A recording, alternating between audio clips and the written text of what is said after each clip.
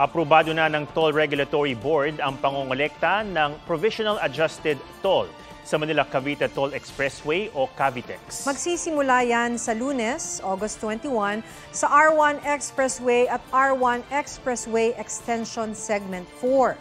Madaragdagan ng 2 piso ang singil sa mga Class 1 na sasakyang daraan sa R1 Expressway o mula Seaside hanggang Zapote. 3 piso naman sa Class 2 habang 4 na piso sa Class 3 vehicles. 9 pesos naman ang dagdag sa Class 1 vehicles na daraan ng R1 Extension Segment 4 o yung Zapote papuntang Kawit. 17 pesos sa Class 2 na mga sasakyan at 25 pesos sa Class 3 vehicles. Huling nagtaas ng toll sa R1 Mayo noong nakaraang taon.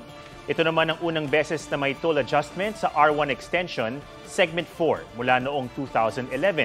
Hindi pa kasali sa dagdag toll ang mga jeep, modern e-jeepney, bus at UV Express dahil sa November pa yan ipatutupad para sa kanila.